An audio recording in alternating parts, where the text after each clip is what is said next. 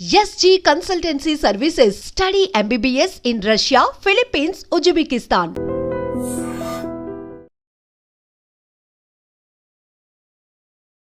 Hi hello welcome to I dream. నేను Vijitha.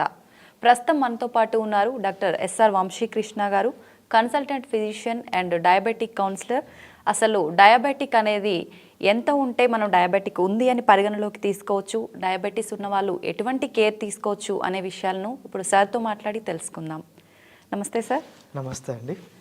Sir, ఒకసారి diabetes వచ్చిన తర్వాత ట్రీట్మెంట్ ద్వారా కానీ మనం ఎక్సర్సైజ్ చేయడము, లైఫ్ స్టైల్ బ్యాలెన్స్ చేసుకోవడం వల్ల దాన్ని పూర్తిగా నివారించవచ్చు అంటారా సార్? గుడ్ క్వశ్చన్ అండి. యాక్చువల్గా డయాబెటీస్ అనేది కంప్లీట్ రివర్సల్ నాట్ పాసిబుల్ అండి. దాన్ని మనం కంట్రోల్ చేయొచ్చు. రివర్సల్ అనేది కంప్లీట్గా పాసిబుల్ కాదండి. దీని రివర్సల్ అనే దానికన్నా రెమిషన్ అనొచ్చు. రెమిషన్ అంటే ఏదైతే షుగర్ లెవెల్స్ ఎక్కడి వరకు అయితే వచ్చి దాన్ని మనం ఈ డైట్ కానీ ఎక్సర్సైజ్ కానీ ఇప్పుడు నేను ఏవైతే చెప్తున్నానో దానివల్ల అక్కడ వరకు మాత్రం ఆపగలిగి అవే మెయింటైన్ చేస్తుంటే మనము దాన్ని ఆ స్టేజ్లో ఆపేయగలుగుతాం. కానీ కంప్లీట్గా షుగర్ నార్మల్ అయ్యడానికైతే పాసిబుల్ లేదు. ఇది దేనివల్ల అవుతుంది అని అంటే, ఫస్ట్ నార్మల్గా ఈ షుగర్ రావడానికి గల కారణం వెయిట్ గెయిన్ అవ్వడం, లేదంటే సెడెంటరీ లైఫ్ స్టైల్, లేకపోతే యాక్టివిటీ సరిగ్గా లేకపోవడం, డైట్లో మార్పులు, ఇవన్నీ ఉన్నప్పుడు మాత్రం మనకు షుగర్ వచ్చే ఛాన్స్ ఉంటుంది. లేకపోతే ఫ్యామిలీ హిస్టరీ అట్లా ఏమైనా ఉన్నప్పుడు వీటిని మనం అవాయిడ్ చేసుకోగలగాలి. అంటే వెయిట్ గెయిన్ అయిందనుకోండి, మనం మినిమం ఒక 5 to 10% ఆఫ్ వెయిట్ లాస్ అయితే మనకేంటంటే ఇన్సులిన్, మన బాడీలో ఉన్న ఇన్సులిన్ మన వెయిట్కి అనుకూలంగా పనిచేసి షుగర్ లెవెల్స్ అనేవి అదే లెవెల్లో కంట్రోల్ పెట్టుకోవచ్చు. లేదంటే ఎక్సర్సైజ్ మినిమం డైలీ ఒక ½ hour వాక్, లేదంటే 150 minutes of walk per week, ఇది చేయాలండి కంపల్సరీ.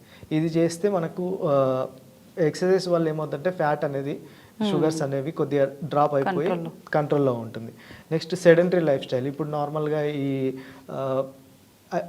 సాఫ్ట్వేర్ ఎంప్లాయీస్ కానీ మాలాంటి ఎప్పుడు ఊరికే కూర్చొనే ఉండడం వల్ల ఏమవుతుంది అని అంటే బాడీలో మెటబాలిజం దెబ్బతింటుంది. మనకు యాక్టివిటీ మినిమం ఒక 1 hour కూర్చుంటే ఒక 5 minutes అన్నా లేచి మనం ఏదో ఒక యాక్టివిటీ చేయడం వల్ల మనం షుగర్ని కంట్రోల్ పెట్టుకోవచ్చు. మళ్ళీ స్లీప్, చాలామంది ఏంటంటే minimum 6 to 8 hours of sleep compulsory అవసరం.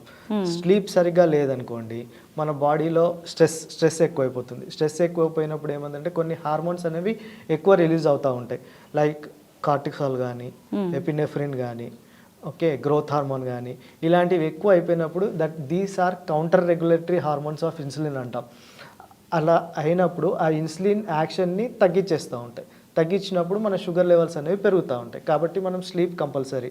తర్వాత స్ట్రెస్ కొద్దిగా తగ్గించుకోవడము, activity, physical activity 150 minutes per week, 5 days 30 minutes చేయండి, 2 days రెస్ట్ తీసుకోండి, పర్వాలేదు. కాబట్టి ఇది మెయింటైన్ చేసుకోగలగాలి. వెయిట్ అట్లా ఏమన్నా ఎక్కువ ఉంటే వెయిట్ రిడక్షన్ స్టెప్స్, అంటే ఈ డైట్ కానీ ఇట్లాంటివి కంట్రోల్లో పెట్టుకొని మనం మినిమం ఒక 10% ఆఫ్ వెయిట్ తగ్గగలిగితే ఈ షుగర్స్ని మనం కంట్రోల్లో పెట్టుకోవచ్చు. కొంతమంది ఈ స్మోకింగ్ వల్ల కూడా ఈ నార్మల్గా ఉండే స్మోకింగ్ అనేది it is an additive risk factor for many diseases. ఇప్పుడు ఆల్రెడీ మనకు హైపర్ టెన్షన్ ఉంది, డయాబెటీస్ ఉంది, దానికి స్మోకింగ్ యాడ్ అయిపోయింది అనుకోండి, మన ఈజీగా స్ట్రోక్ వచ్చే ఛాన్స్ కానీ పారాలసిస్ వచ్చే ఛాన్స్ కానీ ఉంటుంది అన్నమాట. అయితే షుగర్ వల్ల కిడ్నీస్ పాడయ్యే ఛాన్స్ కూడా ఉంటుందా సార్? ఉంటుందండి. షుగర్ మనం కంట్రోల్ పెట్టలేదు అనుకోండి, అది మెల్లిమెల్లిగా హైపర్ గ్లైసిమియా ఏమవుతుందంటే కిడ్నీ మీద ఎఫెక్ట్ చూపిస్తూ ఉంటుంది.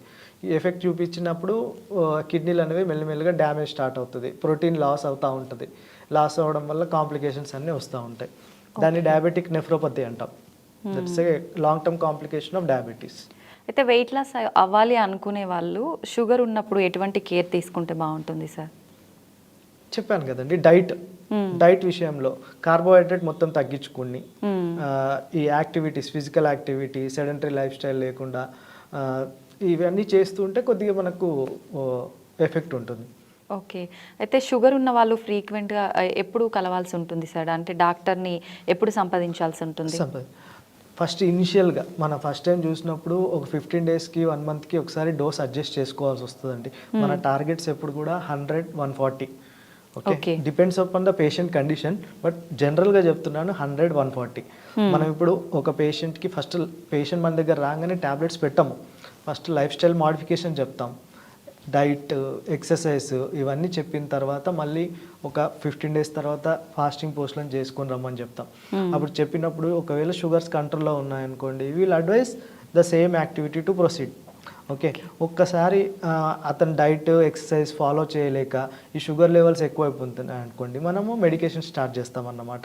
ఒక్కసారి మెడికేషన్ స్టార్ట్ చేసిన తర్వాత మనకు డోస్ అడ్జస్ట్మెంట్ కోసం కొద్ది ఫస్ట్లో ఇనిషియల్గా ఫ్రీక్వెంట్గా రావాల్సి ఉంటుంది.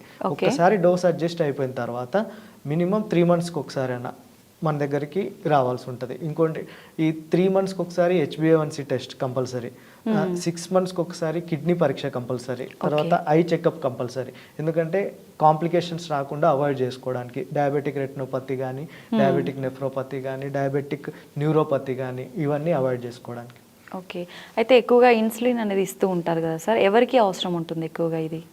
ఇది టైప్ 1 డయాబెటీస్లోనైతే కంపల్సరీ ఇన్సులిన్ వాడుకోవాల్సి ఉంటుందండి. ఎందుకంటే those are insulin dependent diabetes. దాంట్లో ఏంటంటే బాడీలో వాళ్ళకి ఇన్సులిన్ అనేది ప్రొడ్యూస్ అవ్వదు, కాబట్టి టైప్ 1 డయాబెటీస్కు కంపల్సరీ. అక్కడ ఇన్సులిన్ కాకుండా ఇంకా వేరే ట్రీట్మెంట్ అనేది ఏముండదు. నెక్స్ట్ టైప్ 2 డయాబెటీస్లో ఇనిషియల్గా మనం మెడికేషన్ స్టార్ట్ చేస్తాం, సింగిల్ డ్రగ్, డబుల్ డ్రగ్ చేసిన తర్వాత కూడా షుగర్ కంట్రోల్ లేదనుకోండి, ఒకానొక స్టేజ్లో బాడీలో ఉన్న బీటా సెల్స్ అన్ని మెల్లిమెల్లిగా తగ్గుతూ ఉంటాయి. తగ్గుతున్నప్పుడు ఇన్సులిన్ ప్రొడక్షనే ఉండదు. ఇన్సులిన్ ప్రొడక్షన్, ఈ డ్రగ్స్ ఏం చేస్తాయంటే ఆ ఇన్సులిన్ రెసిస్టెన్స్ని తగ్గిస్తాయి. ఇంకా ఏం చేస్తుందంటే ఇన్సులిన్ ఏదైతే ఉందో తక్కువ మోతాదులో ఉన్న పనితనం ఎక్కువ చేయడానికి చేస్తున్నాయి అన్నమాట. అది బాడీలో ఇన్సులినే లేకపోయినప్పుడు ఒకానొక స్టేజ్లో బీటా సెల్స్ అన్నీ డ్యామేజ్ అయిపోయినప్పుడు ఇన్సులిన్ ఇవ్వాల్సిన అవసరం పడవచ్చు. ఓకే, అయితే చాలామంది అంటే ట్రీట్మెంట్తో పాటు ఇంట్లో కూడా కొన్ని రకాల అంటే ఆకులతో అట్లా ఇట్లా జ్యూసెస్ చేసుకొని తాగడము అవన్నీ చేస్తూ ఉంటారు కదా సార్, వాటి వల్ల కంట్రోల్ అవుతుందా నిజంగా? లేదండి, యాక్చువల్గా అయితే అట్లాంటిది అయితే ఉండదు. మా దగ్గరకు వచ్చే పేషెంట్స్ అయితే చాలామంది ఈ కీటో డైట్ చేస్తున్నాము ఇట్లాంటివి అంటారు. ఓకే, మేము ఇనిషియల్గా ఎంకరేజ్ చేస్తాం, ఎందుకంటే కొన్ని రోజుల తర్వాత వాళ్ళకే తెలిసి వస్తుంది ఏంటంటే అంత చేయడం వల్ల ఉపయోగం లేదు, ఎప్పుడో ఒకప్పుడు మళ్ళీ షుగర్ పెరుగుతుంది, మళ్ళీ మెడికేషన్ తీసుకోవాల్సిన అవసరం పడుతుంది అని. కానీ మీ ఈ ఆకులు రసాలు అట్లాంటిది అయితే మేము అడ్వైజ్ చేయమండి. మోస్ట్లీ కావాలంటే డైట్ చేసుకోండి, డైట్ ఎక్సర్సైజ్, దాంతో కంట్రోల్లో పెట్టుకోవచ్చు. Thank you sir. Thank you అండి.